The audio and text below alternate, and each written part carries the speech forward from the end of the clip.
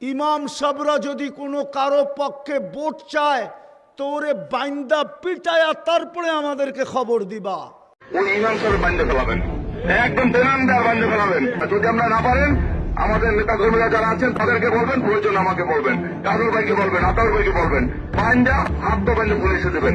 ইমাম সাহেবদেরকে আমরাও বেগায়রত, আমাদেরও গায়রত নাই, আমাদেরও গায়রত নাই, আত্মমর্যাদা নাই, আমাদেরও ফখর নাই, গৌরব নাই।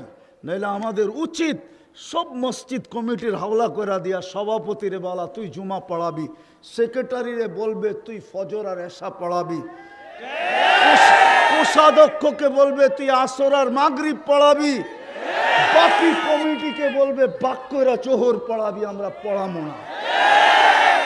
ক্ষুদায় আওয়াজ না, ক্ষুদায় কি হবে? মৃত্যুই হবে।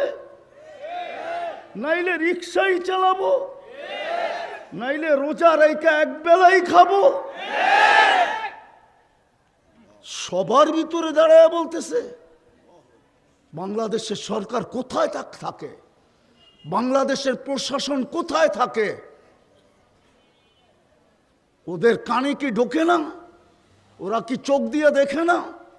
একজন ইমামকে বলতেছে খবর দিবা বান্দা পিটায়া,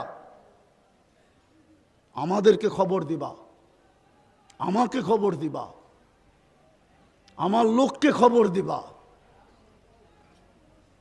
এটা কোনো কথা? আবার বলে বাক স্বাধীনতা। বিবেক কি এতটুকুই হারা? ওই ইমামের কি বংশবলী নাই? ওর কি মা বাবা নাই? ওর কি আত্মীয় স্বজন নাই? ও কি এলিয়ন যে আকাশ থেকে আসছে আকাশে চলে যাবে? ওর এই সমাজে কেউ নাই। আকল পড়লে বলে এরকমই পড়ে, পায়ে হাত দিয়া বলি রাগ হয় না। আজকে দেখার পরের থেকেই পুরো জিনিসই চেঞ্জ হয়ে গেছে। আমার সমাজে এটা